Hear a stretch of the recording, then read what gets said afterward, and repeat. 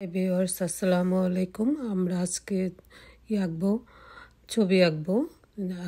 Easy art কিভাবে করা যায় দেখেন। আমরা এইভাবে করব। ড্রয়িং না করেও আর্ট করা যায়, ছবি আঁকা যায় এবং পেন্টিং করা যায়। শুধু কালার অ্যান্ড পানি দিয়ে আমরা আজকে এই পেন্টিংটা করছি। দেখেন, এই কালার প্রথমে আমরা একটা পলিথিনের কাগজ নিব।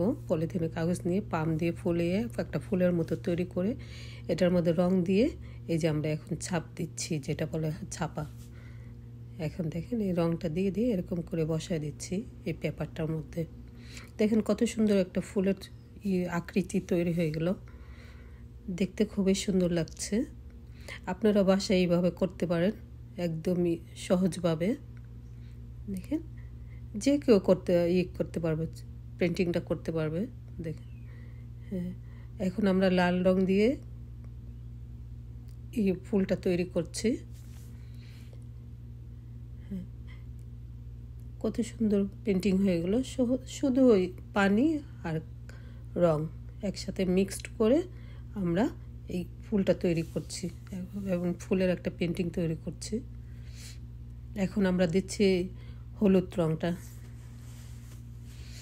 হলুদ রংটা একইভাবে ওই পলিথিনটার মধ্যে আমরা রংটা ভরে ভরে এখানে করে দিচ্ছি। লাল রংটার পাশেই দিয়েছি, কেননা লাল রঙের সাথে মিক্সড করে হলুদ রংটা একটা সুন্দর অন্য একটা রকমের ফুল তৈরি হচ্ছে। এই যে আমরা হলুদ রংটা দিচ্ছি। হলুদ রংটা মোটামুটি আমাদের দেওয়া শেষ। এখন আমরা দিব ব্লু রং। দেখেন এই যে ব্লু রংটা একই প্রসেসিংয়ে একইভাবে তৈরি করে নিচ্ছি প্লাস্টিকের উপরে। এই যে এখন হলুদ রংটা পাশে দিচ্ছি এবং লাল রংটার পাশে আমাদের করে করে দিতে হবে, একটু চিন্তা করে করে দিতে হবে। দিলে একটা সুন্দর পেন্টিং হয়ে যাবে, ফুলের পেন্টিং হয়ে যাবে। যে দিয়েছে, হ্যাঁ, দেখেন কত সুন্দর একটা ফুল তৈরি হচ্ছে। খুবই সহজ, খুবই সহজ করে আমরা এঁকে ফেললাম একটা পেন্টিংয়ের মতো। এই যে হয়ে গেল আমাদের পেন্টিংটা। এইটা আঁকছি আমরা সার্কেল দিয়ে, বৃত্ত দিয়ে বলের মতো তৈরি করে বলের উপরে দাগ কেটে কেটে একটা ডিজাইন তৈরি করছি মার্কার পেন দিয়ে। দেখেন মার্কার পেন দিয়ে আমরা ডিজাইনটা তৈরি করছি। এখন আমি দিচ্ছি লাল রংটা। প্রথমে আমরা করে নিয়েছি, গুলগুলো করে নিয়েছি। এই গুলের মধ্যে এখন আমরা ডিজাইনটা করতেছি। লাল রংটা দেওয়ার পরে শেষ হলো আমাদের।